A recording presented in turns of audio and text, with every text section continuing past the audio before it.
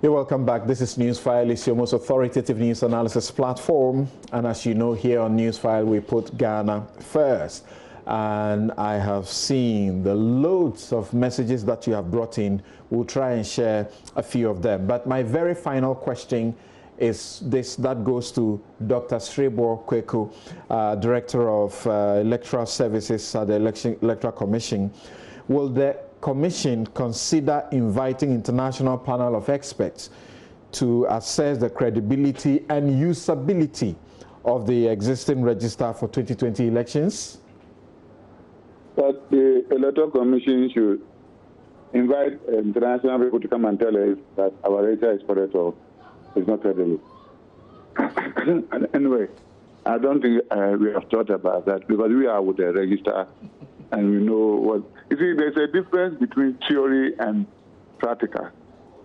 Like saying that the old register issue that we are talking of, it could be done. But like I've been saying, it will have a lot of challenges. During the district level election, Samson, if you monitor the early morning media, you were calling us that people were saying that they can't find their names. They can't find their names. But because it's a district level election, no matter the challenges, everybody kept quiet. I know a top podcast person, I myself facilitated the transfer for him. The person went to the place and the name wasn't there. So that was easy to do with our data center and other things, which we have passed there. So now we have built the new data center. So if you have to go by the old register, we have to even transfer the data onto it. And it will also have its own challenges, including data loss. So we can use the old register with the limited, but like I said, we'll need validation. We'll have to do limited registration. So it will also have its own challenges. We've done a lot of research work. We come out with the paper. So we are weighing all the options. But if the pandemic will allow us, we will be comfortable with the new register so that we will go away with the possible risk of going with the old register. But if our hands are tied, that has nothing to do, then we will look at that option. So we have a lot of options that we do. And as I said, we are doing a lot of consultation with head experts and other stakeholders. So we'll get there when the time arrives. Myself personal, I believe that the best shot is to get a new clean register so that all the possible challenges will be avoided. Despite the pandemic and what happens? As I said, even if the pandemic will allow that, as I said. Okay. All right. Thank you very much, Dr. Srebo Kweku. You're welcome. Right.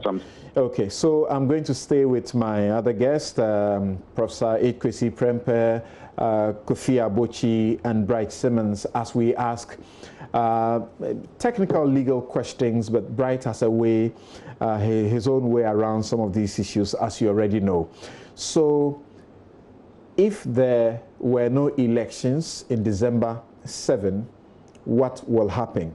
If the pandemic continues until unabated and makes it impossible for elections to be held, what will happen in Ghana's situation? In the UK, the Health Secretary is saying that they are not going to relax the measures until a vaccine is in sight, until they have started to vaccinate. And they are beginning that, but it doesn't look like that is going to be as soon as possible. All over the world, when vaccines are mentioned, they look at a period of about at least 12 months. Will Africa be any different? There are elections in some other African countries that have been postponed. So we'll look at those issues, but a couple of instructive messages that have come in. This one says, the EC was not exempted in the EI. However, EC staff are part of the Public Services Commission, and therefore, the Public Services Commission's directive on critical staffing, which applies to all public service institutions, will apply to them. The critical staffing directives is not for general mandates and operations. It's for a very limited number of people whose absence can cause considerable harm. Example, those involved in salary processing, we still need to pay people.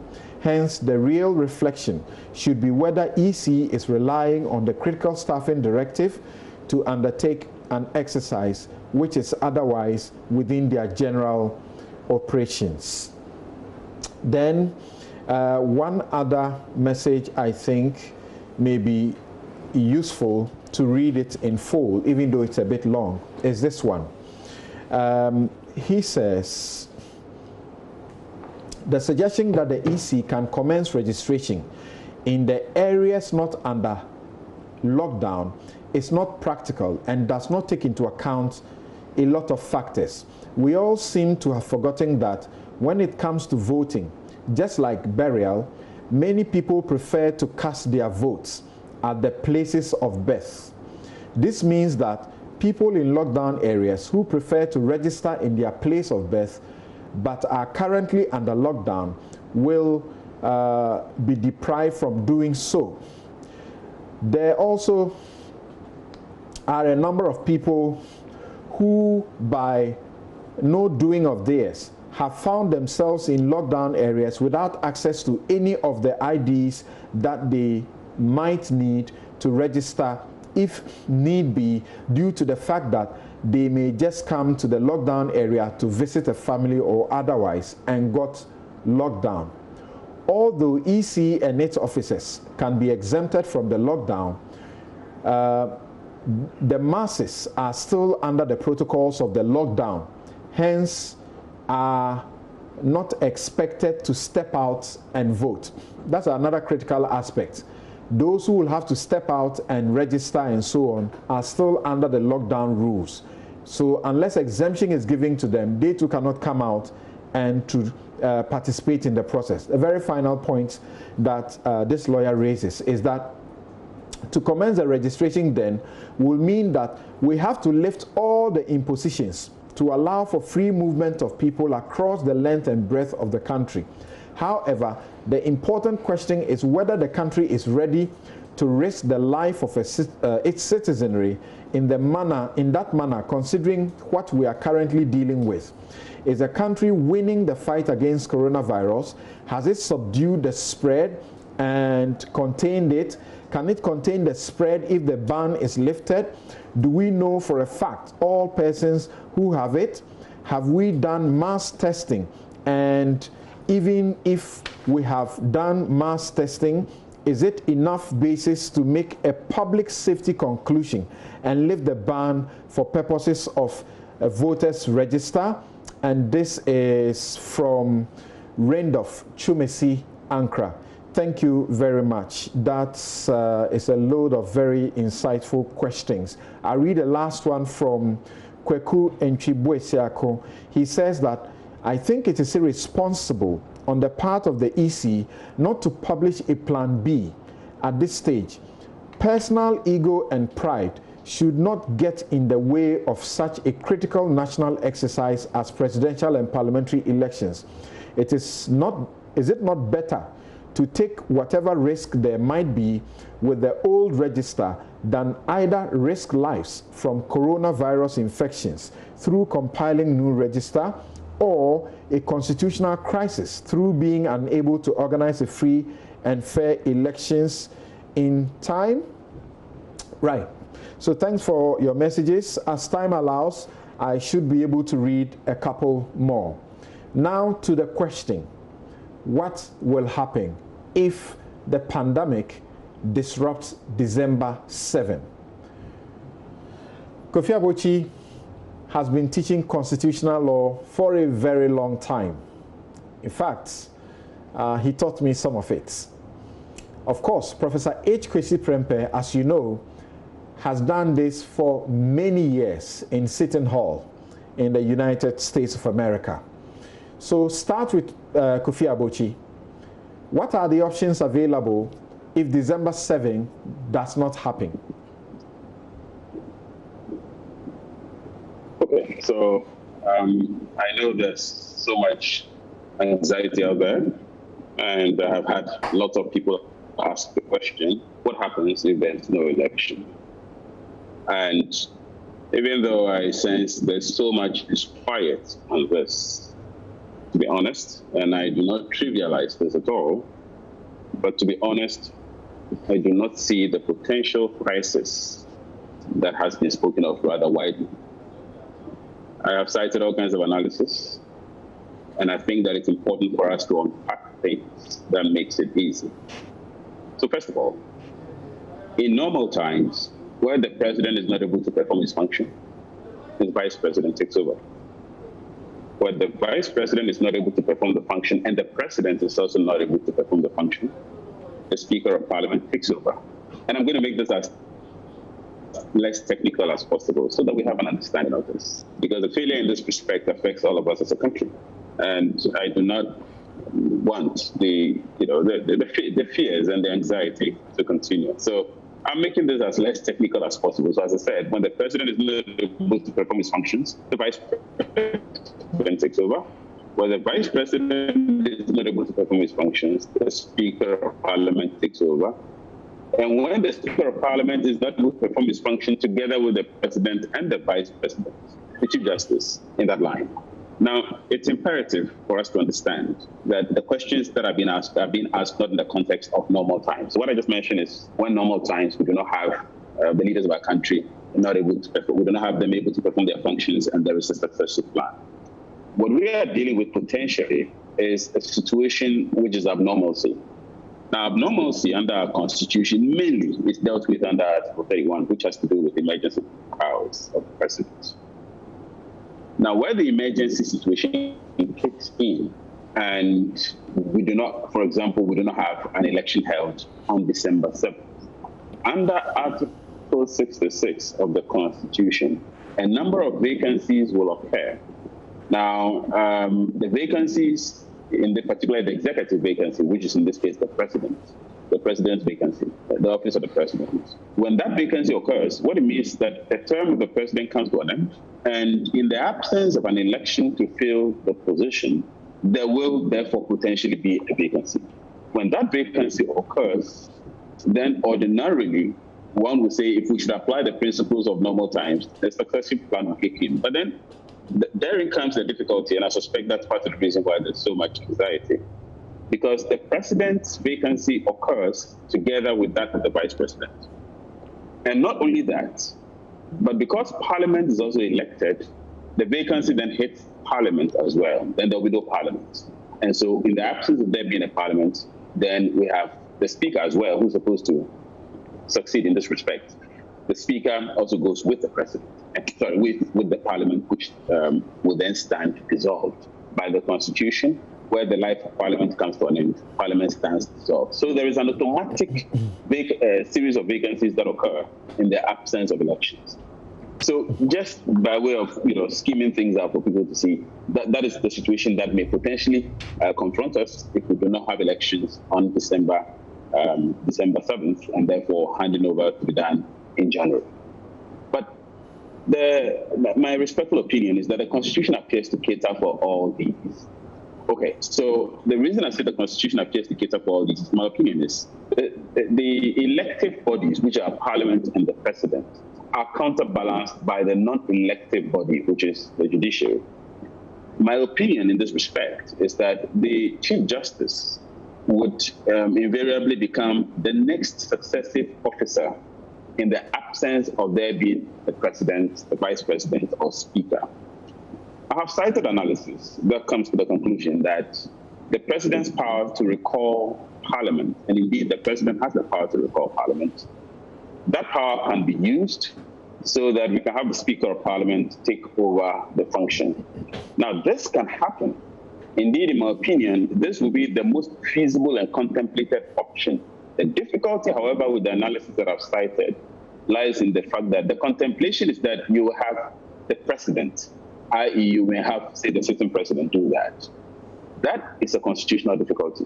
Now, I need to explain this. First of all, we should not forget that the current system in which we have Parliament and the president elected together happened somewhere along the line during our constitutional evolution in the 90s. At the beginning, we did not have the elections simultaneously. So we had the parliamentary election separately from the presidential election. Now, my reading of the Constitution, when it speaks of the president having the right to recall Parliament, my reading of that is that if we had maintained the historical practice where we had a separate election for the MPs, and then we had a separate election for the president, and if we had these elections and the life of Parliament is not coextensive with the life of the presidency, then you can have a situation in which the president will still be actively in office, even though the life of Parliament has come to an end. In that case, the Parliament that has been dissolved automatically by reason of the fact that its term has come to an end can be recalled by the president who is actively in office. Unfortunately, we don't have that scenario now. The scenario we have now is a situation in which we elect both the president and Parliament, and they both have 4-year terms. And so the lives of these two institutions start together and end together. And so my thinking is the president, who's referred to in the Constitution as having the power to recall Parliament, will invariably have to be a successor president. And that successor president, in this respect, in my opinion, respectfully, is that of the Chief Justice. So if the Chief Justice should succeed the office of the president, the Chief Justice acting as president can recall Parliament. And when that recall is done, Parliament can then have the recalled Parliament, together with the recalled Speaker, can then take over the position of presidency for the administration for the period of time that is contemplated. It's a bit of a convoluted scenario, but I dare say that it is not one which is outside the contemplation of the framers, for which cause Article 298, which has been mentioned, comes in play at all.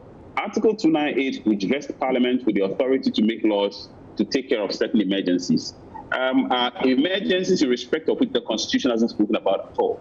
In this case, the Constitution itself contemplates the possibility of war as a major emergency and all other emergencies, which include this one. So this clearly has been contemplated. And when this possibility happens, the fact that Parliament can be recalled is again a contemplation of the possibility of there being a vacuum, so that the life of the institution can be extended to take care of the emergency period within which we can have a regular election. And so I do not think that 298 comes in at all. And I slightly, again, take a different position, as I've indicated, from some of the analysis that I've cited. I don't think there's much of a crisis, or there would be much of a crisis, even though, yes, I admit that the process appears a bit convoluted, as I mentioned. Thank you very much. Now, Professor H. Kwesi Prempeh, and of course, Abuchi yourself, you must be proud that some of those who are leading this academic discussion, so to speak, are your own students. At the Gimpa Law School, you have had Jemfi Alfred Baku and Yvette Abigail Angel, who were the first, as far as I'm concerned, to have written about the 3 options that may be available. And then subsequently we had Osman Al-Hassan and Chris Nyanivi of the KNUST Law Faculty also contribute their views. So you must be proud that they are doing this. I'm sure you have also seen their articles. Where will you go? Where will you go? Let's go for the jugular. What is the option? Yes, H. Kwesi Prempeh. Okay. In fact, I have read a few of the articles that you have cited, and I have canvassed a whole range of opinions on this issue. Let me say from the get-go that while I think this debate is healthy at this point, several months ahead of September 7th, it's good that we're doing this contingency planning, thinking through. But I hope that as the lawyers and legal technicians and others who are interested in this from a legal constitutional angle have started to research the subject, I do hope that the podcast class is also following a parallel political track to come to some agreement, a consensus also, in the event of any such crisis emerging, how that would be handled. I say this for 2 reasons. One is the lesson of the failed 29 December referendum, I mean, for me, one of the lessons is the utmost importance of bipartisan consensus building when it comes to navigating some of these tricky constitutional kind of issues. The second reason I say that is that I think, any argument that would suggest that any one incumbent president acting alone or with the approval of a simple majority of parliament can extend or postpone elections, I think should be dismissed out. It just is not the way our constitution is structured. Even if you take a look at Article 31, for example, and we are not under an Article 1 framework yet, because the president has opted not to invoke the state of emergency provisions under Article 1 and Article 31. So we are under this restriction of imposition of restrictions starting. But even were we to move to a state of emergency, you would notice that in the contemplation of Article 31, a number of Chapter 5 rights can be suspended. I mean, there are a number of rights from Article 12 to 30 that the state emergency can modify. The right to vote is not an Article 5 right. It's not a Chapter 5 right. It is a separate right, absolute right under Article 42. Now, if you take that line of reasoning, the right to vote is not one of those rights that can be suspended even in a state of emergency, then you come close to Professor Spray's position, which I think was put out this morning on this very Facebook wall, that there isn't really much we can do at that election on December 7th. That the Constitution doesn't give us that kind of leeway, right? There is really great insight in that opinion. It's one of many, but I think that if we take it seriously, because to the extent that Article 42 is an absolute right that cannot be suspended or waived, even under a state of emergency, then we need to grapple with the real likelihood that elections will have to come up, right? And therefore avert a constitutional crisis. Now, in the other arguments I've read, and I've listened to Abochi, my very good friend Abochi, just now too, I think his arguments probably comes close to Chris Nineveh's argument, which I read and found quite, I think it's a fine argument, a very beautiful argument he makes as well, which would bring us somewhere to almost like the speaker stepping in as Abochi thinks that he just things the speaker and that kind of. I think that I haven't taken all opinion of this. I am persuaded more and more by argument by Chris in the events that elections don't happen.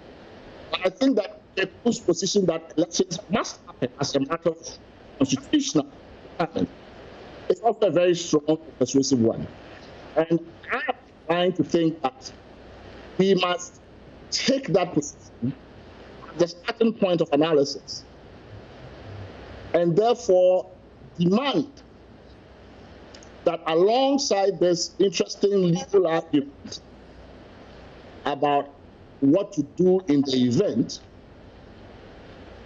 that elections cannot be held, we should also get a political process going between main protagonists in our elections as to how this issue would be resolved. Because invariably, I think we need a supermajority to get out of this. No one party, whether in Parliament or on the executive side, can solve this issue. So whether it becomes a constitutional question about extending this to Article 118, Article this, you still would need some bipartisan to do this. Otherwise, the Constitution doesn't make any sense at all. If you could just do this by simple majority, then really it would seem to throw away a lot of interesting structural features of our Constitution. So I don't want to jump in, I don't want to throw water on this interesting legal argument and constitutional argument, but I think it should be done with this other context. That no matter how you look at it, if you take Azar's position that absolutely we must have the elections, a part of me agrees with that.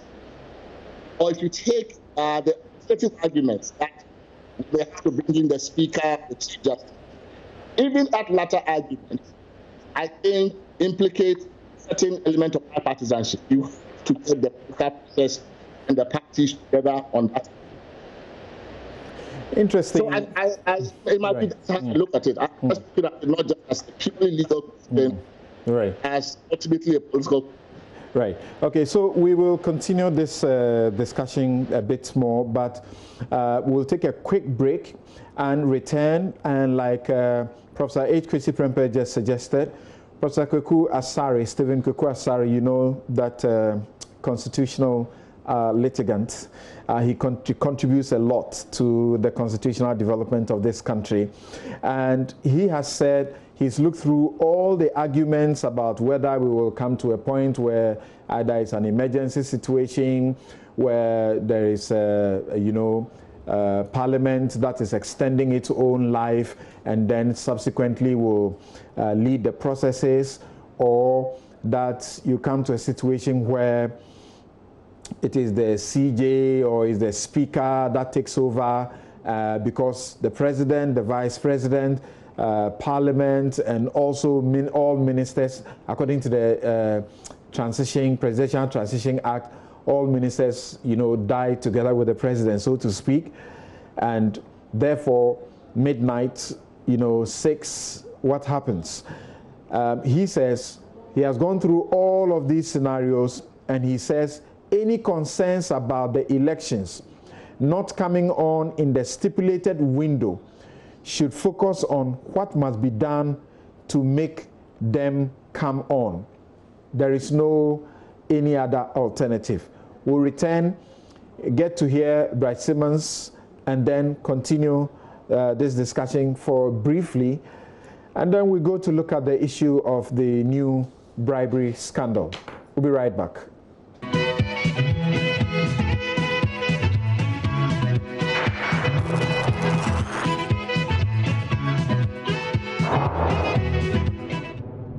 Welcome back. This is NewsFile. It's your most authoritative news analysis platform. It's brought to you by the kind sponsorship of Consolidated Bank Ghana.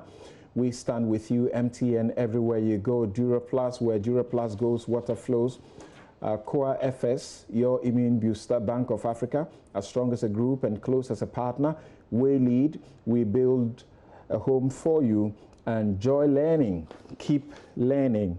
So as you have heard, the two law professors so far, the Constitution appears to provide certain options, and the options include that Parliament itself has been given power to extend its life when its life expires on the day that marks the 4th year of their inauguration. But they can do that extension for only not more than 12 months at a time, except that they can do that to be up to 4 years.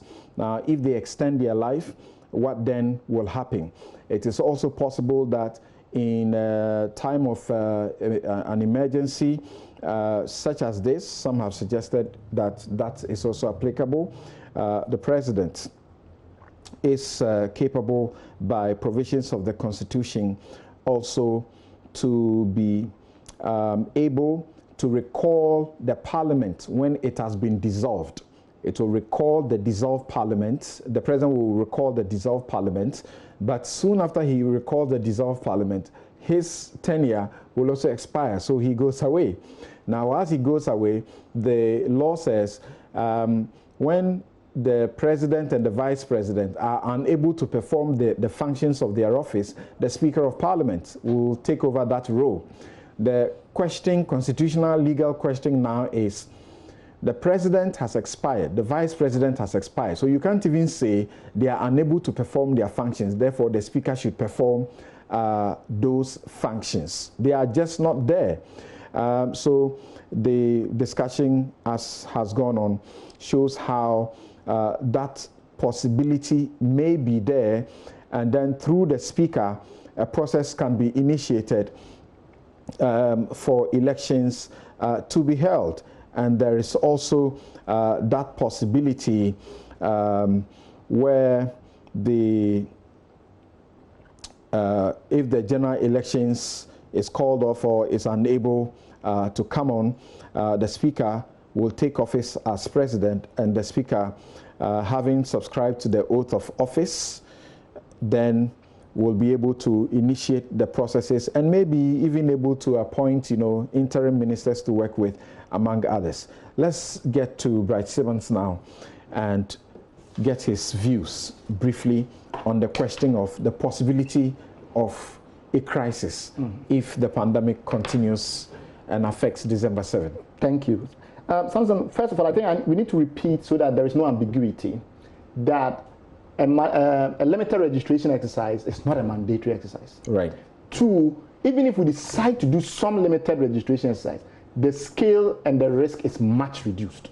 I think that point has to get through very clearly. Now, to come to your issue, the constitutional experts have done a great job giving us all the scenarios. So what I'm going to do as a policy person is to say, okay, how do you do risk scenario modeling? You start off first of all by determining what are the parameters and the bounds. So if you start now, you say, if in December the pandemic is still on, what do we do? The first question you need to ask yourself is, what do we mean by the pandemic is still on? Right? We have enough epidemiological history now of the disease in different countries and how it behaves. And we have some degree of assurance that the abatement situation is possible. What is abatement? Abatement occurs if in 2 consecutive weeks you get a decline in infection rates.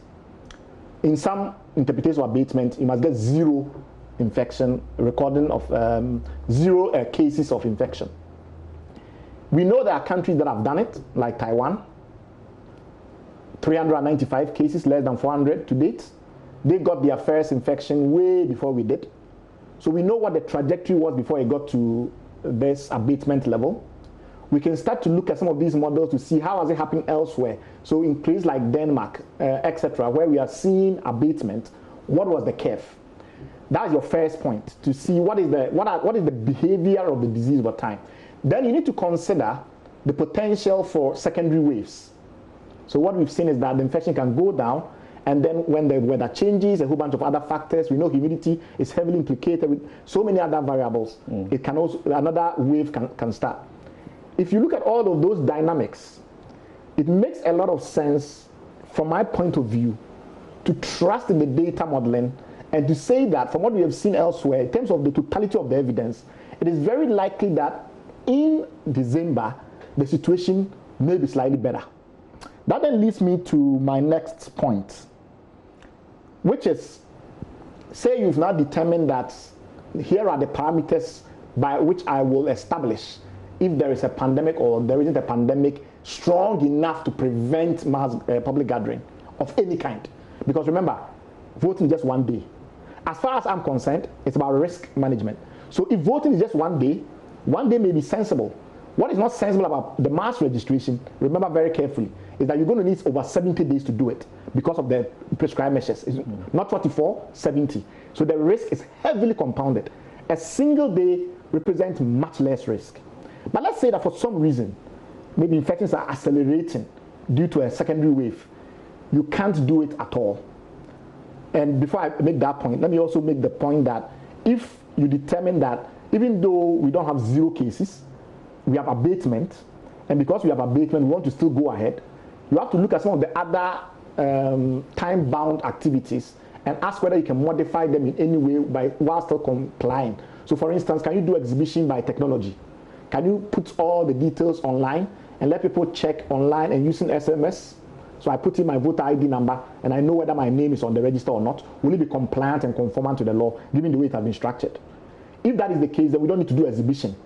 All of this gives us time to destroy the epidemic, in inverted commas, or to clear the epidemic, so that by the time we get to 7th, we have the least risk. We can never have zero risk. So anybody who is planning on the basis of zero risk is not a proper risk analyst. Okay. Then we get to the point where we say, okay, we've determined all of these matters. What are the factors that even if there's abatement, even if there's no abatement, we can still go ahead and do the registration? Therapeutics, medicines. Do the election. Yes, we can still go ahead and do the election. Medicines. There is now a global solidarity trial going on by the WHO, where there are 4 candidate medicines or therapeutics showing strong signs that they may be effective. One of them is very controversial, is that combination between azithromycin and hydrochloroquine. But there is also an antiviral agent that is very popular.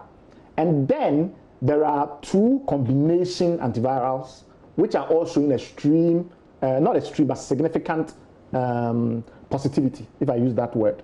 So we would test at that point to see, are medicines available? Are they in Ghana? If somebody got an infection, can they be treated without too much problem? Those will be the mechanics by which you will start to make the decision whether to have the election or not.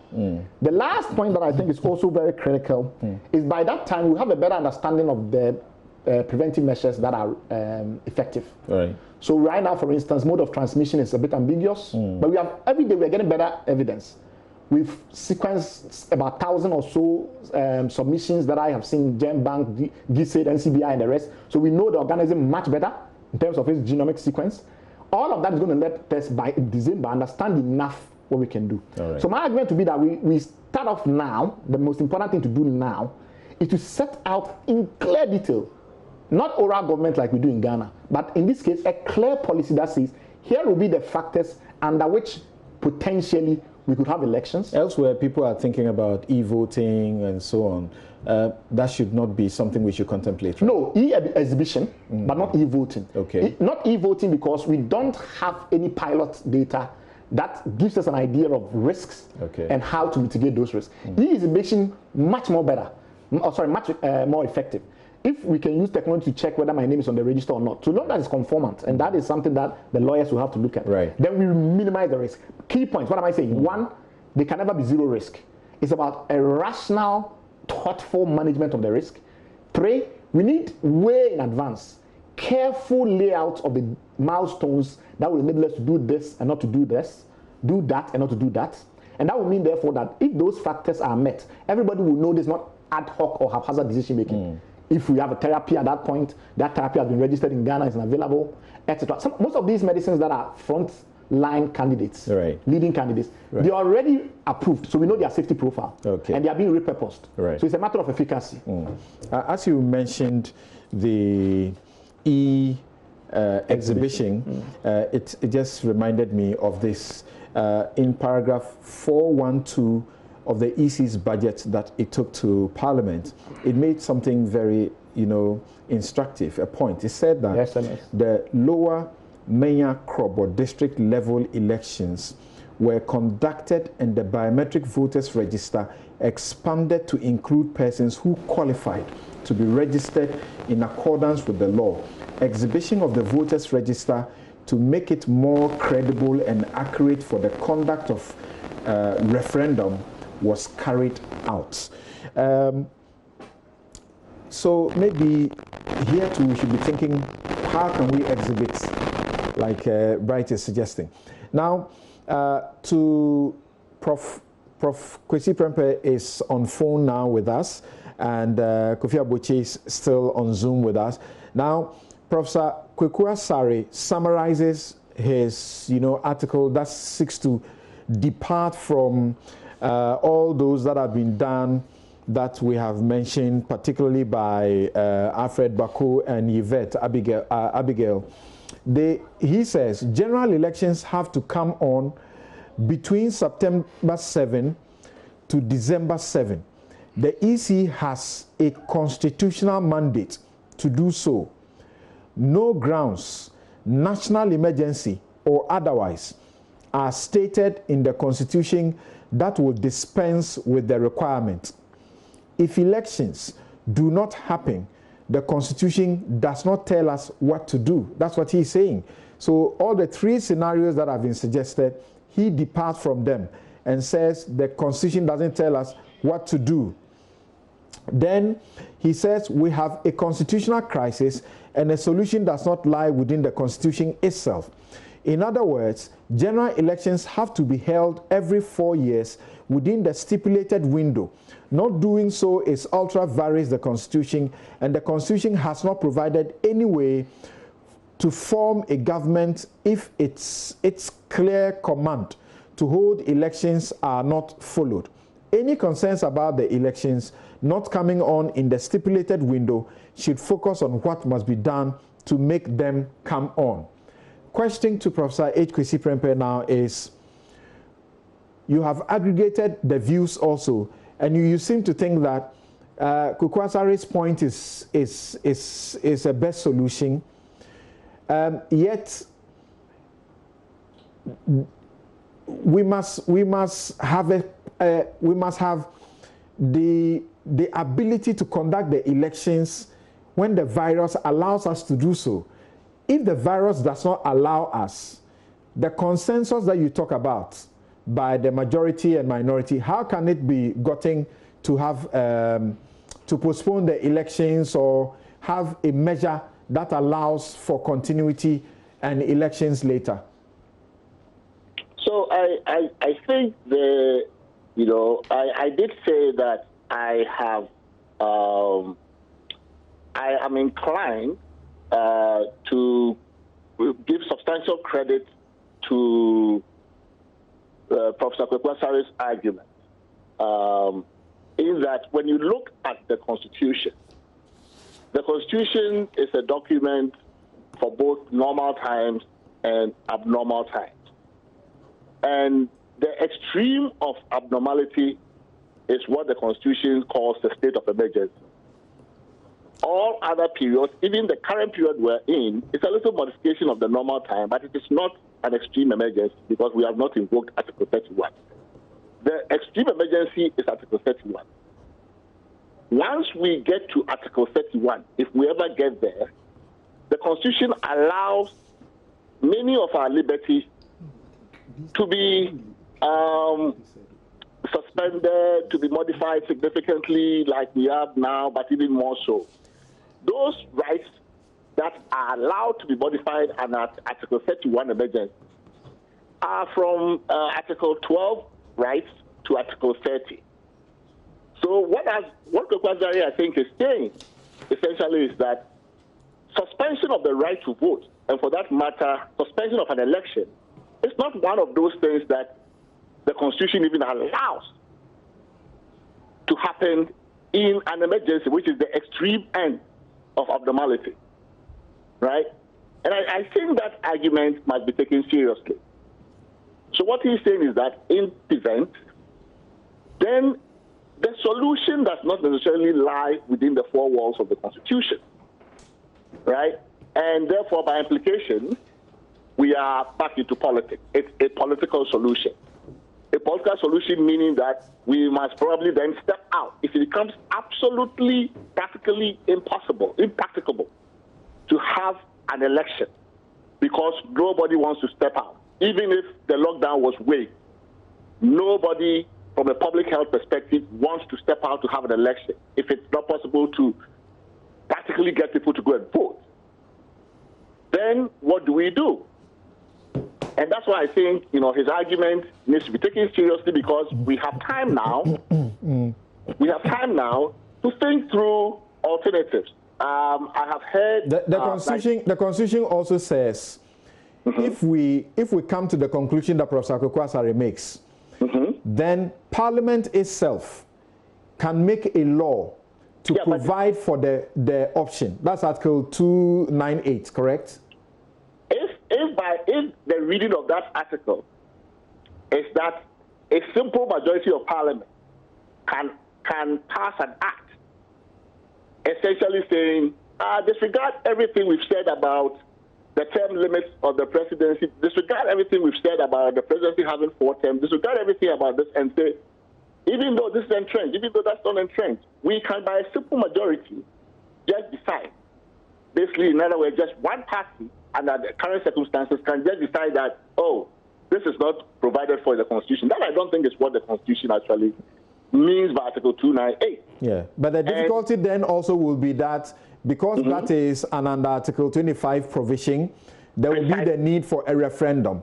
Precisely. So if you read, and I think I'm persuaded by Chris's argument, that 298 must be read within the context of that larger chapter, which is dealing with amendment, and that you cannot just take 298 to mean each time you comb the Constitution and you don't find a specific, the Constitution is not a code. So it doesn't make specific provision for every eventuality. It speaks in broad terms and structurally. So you cannot say that, oh, the Constitution didn't tell us about a pandemic or an epidemic and how to solve it if it clashes with an election. And therefore, there is a gap. And therefore, Parliament can pass an act of Parliament. No, that's not what it's saying. It says, if you find that there are other things that the Constitution hasn't provided for constitutionally, right, and you want to add on to the Constitution, you can do that. Otherwise, Parliament doesn't need 298 normally. Everything Parliament does is within its powers under the chapter on the legislature. Every act that Parliament enacts is under its own chapter under the legislature. It doesn't need, 298 to do any of the things it's doing regularly, OSD, all of those things. Those are not 298 things. Okay. 298 things are very specific things. And so Chris's argument, I think, is the more persuasive one, which is that 298 must be reserved for those additions to the Constitution that the Parliament is entitled to make subject to the procedures in the amendment procedure. So I think that we should begin to seriously reflect on Azar's argument. Because I don't want us to, the reason I'm saying that I don't want us to get boxed into this to overly lawyerize the argument, which then throws us into a situation where December 7th approaches and it becomes a judicial matter. That we now go to the court to solve this. We must begin to make certain preparations along the lines of the things that Bright has suggested, how an election can be held within certain elements of risk and management and all of that. Or, if it is absolutely impossible, what is the extra constitutional political solution to the problem? That's what we need to start thinking about. Do we step outside the Constitution and do something because it is not humanly possible to have an election? Now, So, Mr. Bochi, let me hear you just say in a minute to finish up on this completely. We are sorry, we clearly are out of time. We have a major second subject, but that subject will deal with that subject exhaustively. We're run out of time today, so we'll see what we can do, but we'll deal with that subject exhaustively next week. And it's about the latest scandal which has led to the TOR boss resigning. So, Mr. Bochi, Parliament cannot extend its own life because it could only do that if we had an emergency of a war. We are not in a war. The prescriptions that I've been giving, you say you are tilted towards a situation where the Speaker of Parliament, or is it the CJ rather, that may... So can you clarify that for us in 1 minute? Okay, well, it's difficult to clarify that in 1 minute, but we stand where we stand at the moment. We are not in an emergency. Should we get into an emergency, the prescriptions that are actually itemized will kick in. But it's important for us to also remember that nobody is saying the right to vote can be touched. The right to vote is inviolable. It cannot be touched. However, the right to vote must be distinguished from the mechanism for exercising the right to vote. The mechanism for exercising the right to vote can be frustrated, not if we get to the Spanish level, hopefully we don't. Or if, for example, there was a war. It is conceivable that indeed the right to vote cannot be exercised on the basis of the fact that the mechanism for rolling that out has simply been rendered impracticable. And the reason for that is because we have a state of emergency in place. But because we don't have time, I'm sure there'll be some other time for proper clarity on that. Okay.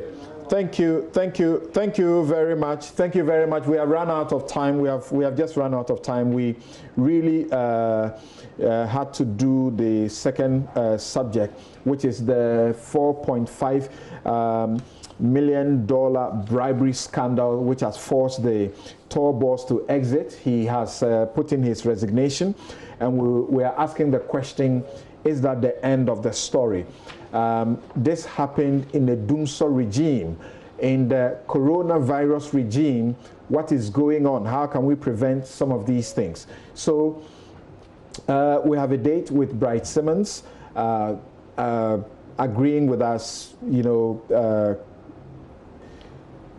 to be able to be available next week, so that we this subject as well. And we'll also be canvassing for you, God willing, next week, the matters about employers, employees, and all of these job losses going on. What should be the situation in the COVID situation?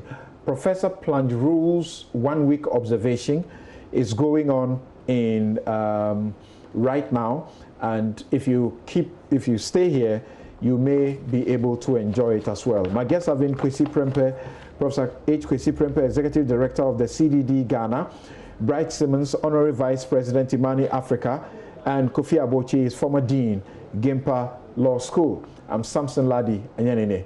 Have a good afternoon.